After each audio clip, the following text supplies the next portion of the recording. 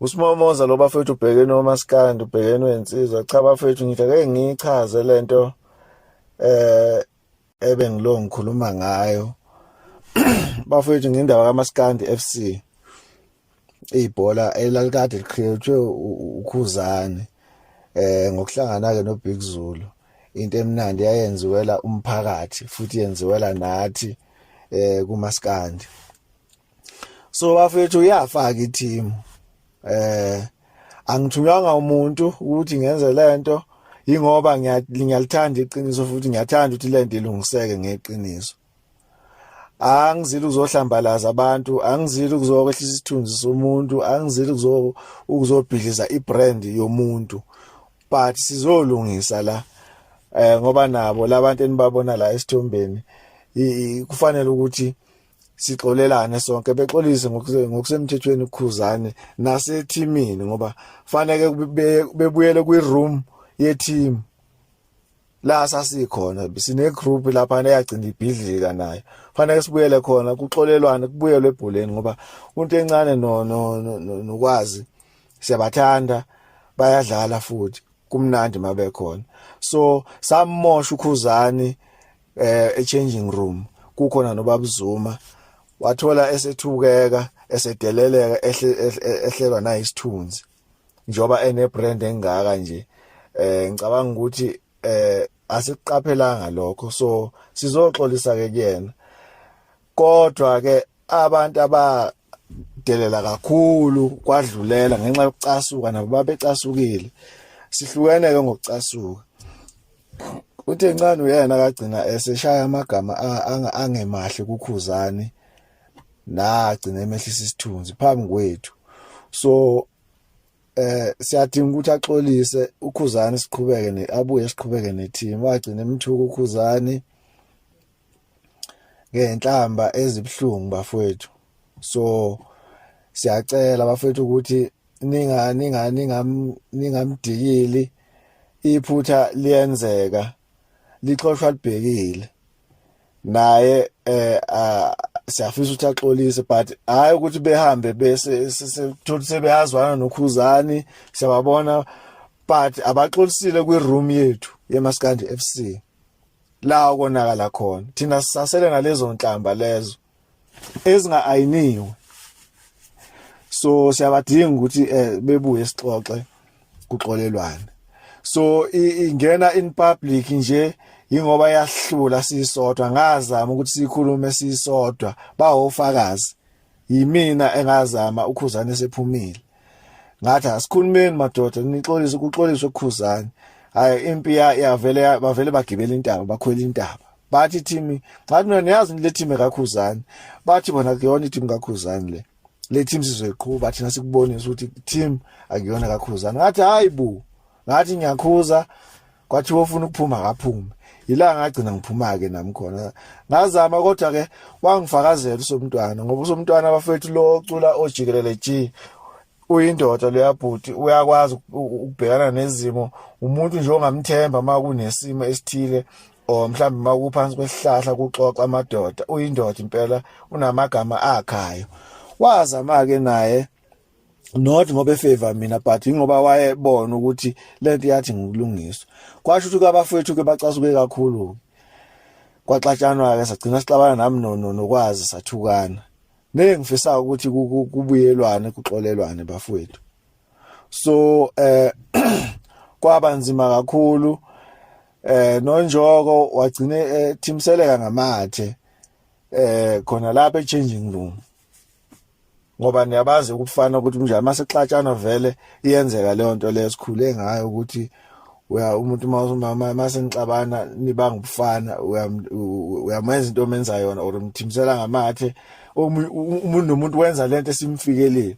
But ke into encane siyakufisa ukuthi akuxolise konke lokho umfowethu mina into encane ngafika ngaye kuleli ibhola uyena kangifaka njengoba ningibone eteamini ngangifaka uyena ngoba uyena katshela uKhuzani ukuthi uSimomoza ngimbone edlala ibhola elimnandi ake ngize naye nimbone nangampela kwabanjalo uKhuzani bathi angize ngangena angifihli mina ngangena ngaye kuMaskandi FC.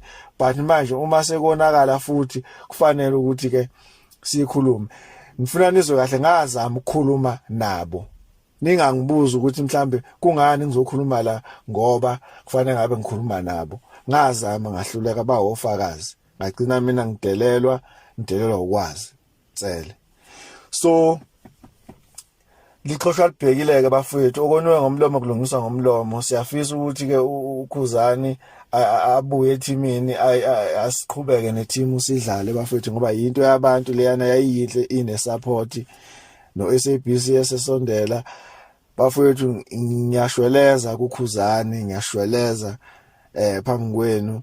Into encane ngiyacela ukuthi uzehlisa, asibulali ibrand yakho, kwaze asibulali ibrand yakho. Sifisa uxolo kuxolelwane.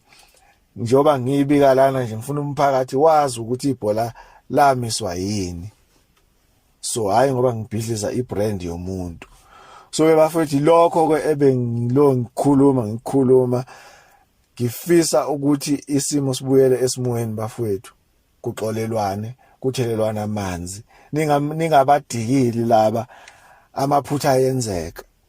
Ukuthi lento sikhuluma nje sifuna ukuyenza ngeqiniso. Amaphutha ayenzeka abaxolelwe babexolisa, ngoba inkinga izoba sekutheni bayaxolisa nibona. So bafethu angichathi umuntu lana, angimoshi igama la muntu. Ngiyacela bafowethu ukuthi nisilekelele ekuthenini lento ilamleke, sibuyele ebholeni. Ngiyazi ukuthi ibhola niyalithanda, elalikade livuswe uKhuzani, sicela liqhube ibhola lakhe ngoba i-team eyakhe eyethu, kodwa uyena ifounder. Lokho ngeke size sikubalekele, yabona. So nanokuthi ke oMaskandi kuyadinga ukuthi ilevel yomuntu uyazi ukuthi leya muntu angilingani naye, asilingani noKhuzani ukwiposition yakhe esingeke futhi simphikise kuyona, ngoba uma ngathi uphikisana neposition yakhe kusho ukuthi uzogcina ukuthi uyakuthakatha, ugcina ushiye etimini uthi hayi leya muntu uyasithakatha, uyasithwebula, ugcina uphume etimini, uqamba amanga, uneyinkinga zakho zakini la usuka khona, uzoqambela umuntu ophumelelayo uthi uyathakatha. Ayikho lonto leyo bafowethu, ayikho, yabo. Siyacela ke Khuzani mfethu ukuthi wehlise umoya, lezi inkulumo ziyithola indawo enhlizweni yakho.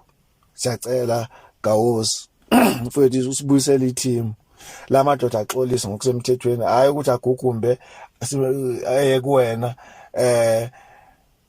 yokusupporta kwezinye izinto, but eshiye erumini yethu kubolile. Sizama ukulungisa lokho. Niyangazi ukuthi angizwani nesimo esibhedayo, hayi ngoba ngikhefuza indaba zabantu, hayi ngoba ngingenasifuba. Ngiyazi abantu abanye bacatha nginesifuba, but ngilungisa into ngeqiniso. Njoba ngayalungisa indaba kaMdumazi noThuthani, ithema ilunga futhi uMdumazi wavele nje wayaphezulu kakhulu. Nambona into zakhe ziyaphezulu nje, zivulekile, kodwa zayivalekile lesikhathi bengakazwani noThuthani. So ngiyazama ukulungisa izimo noShwi noMtekhala, ngayingenela indaba yakhe mina uShwi noMtekhala uzicishe ngabheda. So noma ke kungabanga official okwami nabo, but la ngeke ngathinta khona kuvamise ukuthi kulunge manga abantu bengazwene. So uShwi noMtekhala ke naba siyababona bayabuyelana bafowethu. Ingilosi yami ngiyayibonga ngoba bengilunga ukuthandazela lokho, noma ke bebenolaka ke ngizama ukuthi ngikhulume nabo benolaka, especially uShwi ngoba ubeba bevukulaka, but yalunga into yabo. So angikho ke lapho bengenza example bafowethu. Sicela ukuthi nisilekelele nabaseduzana noKhuzani. uKhuzani ke mina hayi ukuthi ngiyafonelana naye ukuthi hayi sengithunyiwe, angifonelani noKhuzani, nginawo amanamba akhe naye unawo wami, but hayi ukuthi siyaxoxa. Ningacabanga ukuthi ngithunyiwe, angithunywe umuntu, lento ngizenzele mina ngoba ngifuna ukuthi ilunge, siqhubeke nebhola.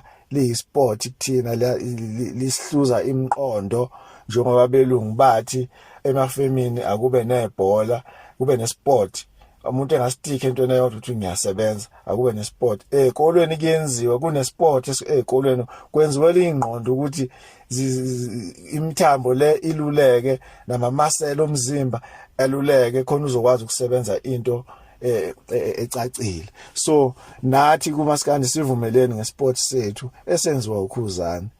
So bafowethu ilokho bengifuna ukucacisa ukuthi tencane mfowethu siyakucela mfowethu angichayi kodwa nje ke mfowethu isize yafika emphakathini ngoba yahlula ingakho isize yahamba yafika la yahlula thina nakho elintaba ngithi asiyilungiseni ninokwazi kwazi insela mfowethu asikhuleni madoda ungabe umuntu ongakhuzeki mawumfana nje ufuna ukukhuzeke ungathi wena njalo uhlezi uright uyalwa ukugibela intaba no mawukhuzwa khuzeka nje usungasilona igwala mangabe ukhuzeka awulona igwala but uyiqhawe.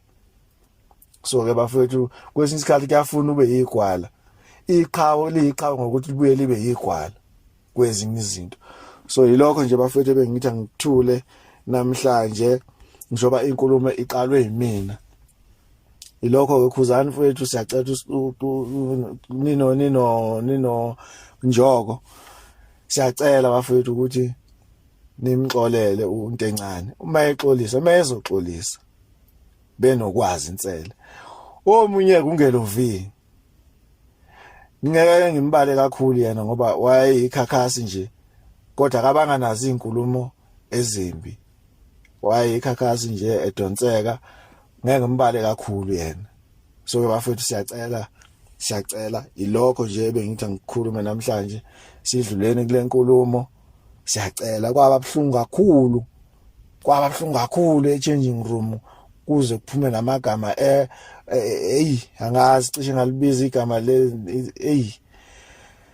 inhlamba nje bafethu ngeke ngisho bafethu.